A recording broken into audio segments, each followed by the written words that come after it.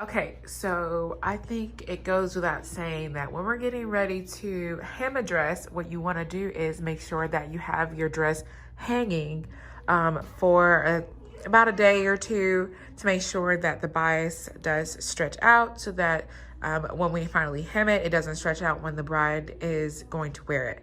So this is a collection wedding dress that I'm working on, and it is time to go ahead and hem it so that I can finish all of my lace.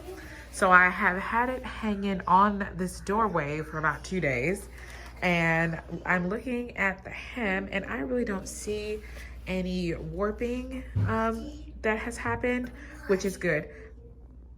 Like I was saying before, I was really interrupted about, I have to go potty. It's been hanging and I don't see any warped bits, which is really good. So I'm gonna go ahead and hem this. I'm trying to think, should I hem it or line it first? I'm gonna hem it. So yeah, if you did see really skewed pieces, what you would do is kind of cut it even by eye. I like to do by eye, y'all. You could be more exact and get your measuring tape out and measure it down and cut it, blah, blah, blah. I'm not doing none of that. I usually cut it by eye, and then I'm gonna show you guys my trick to get a foolproof hem using stitch witchery. Let's go. Okay, so I'm over at my sewing machine and I've got it all threaded in white now. So I'm going to start with my center back seam that connects to my godet. I'm starting here, and I am going to use my stitch witchery. Now, you can get this from Joann's, overpriced at Joann's. You can get it from Amazon, good price at Amazon, or Wawak. I love Wawak. If you guys know me, you guys know I buy everything from Wawak that I possibly can. Now, why are we over at the sewing machine? We're at the sewing machine because stitch witchery is a slippery little devil, and if you just try to do it at the ironing table, I guarantee you're gonna be upset and you're gonna be cussing it out.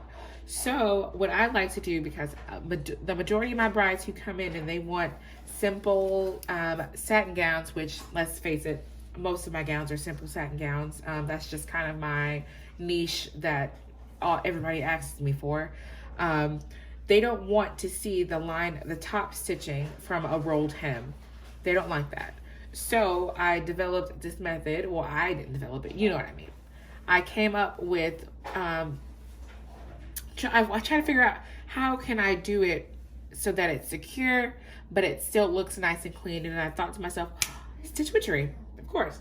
So I'm at the sewing machine because I'm going to go ahead and baste this. I'm going to put my machine on like a 3.5 stitch, and I'm going to baste this all around my hem. And I'm doing this within my seam allowance, and I'm going to go, is that a truck? What is that?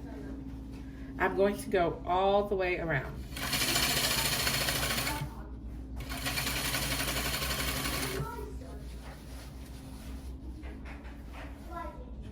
You could also do the same thing with horsehair, but the difference with horsehair is you're going to see, you have to secure it somehow at the top. So you're going to see the line of top stitching, and that's just a totally different look. Beautiful, which I'm actually going to do that here on the train, but it's a totally different look. And I literally just remembered, y'all, I'm so silly. Before you start stitching on your stitch witchery, make sure to serge your bottom edge. I'm going to serge it after, and it's totally fine, but make sure to serge it before so you're not cutting some of your stitch witchery off.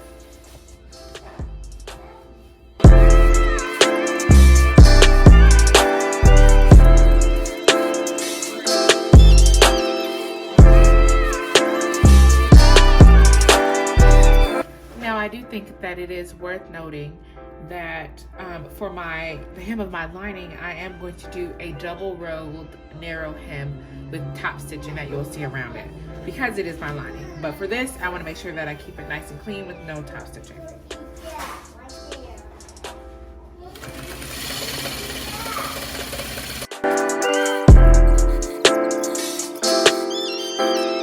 Okay, so I'm going to pop over to my serger and run a quick serging across my entire hem, And then I'll meet you guys back over at my ironing table. And I did go ahead and run a line of serging all throughout my hem just to keep everything nice and clean.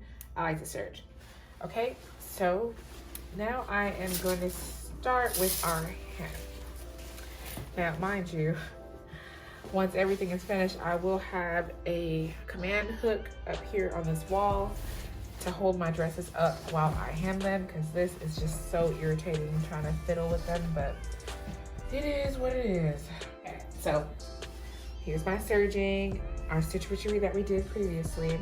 Now what I'm going to do is I'm going to flip this up. I'm not worried about this yet. This is going to get hemmed with horsehair separately. So I'm just worried about my actual hem. So I'm going to flip it up so that the bottom of my stitch witchery is right at the fold line, and that's how I'm going to get an even hem all the way around.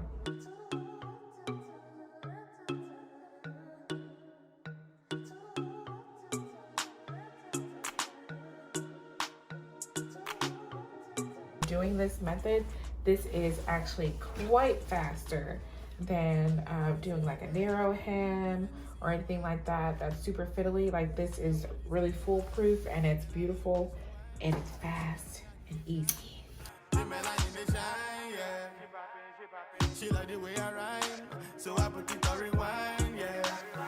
And I would like to take this time to let you guys know that I am doing courses again for August. This time, since the coronavirus is still the coronavirus, I will be doing courses, doing my courses via Zoom. So they will be live Zoom classes, which I guess is kind of better for everyone else, because people who are not able to come to me can actually take this class, and I have them heavily discounted right now. So if you guys are interested in taking my any of my August courses, you guys can go to momthatsews.com and go to my classes section to go ahead and register for those.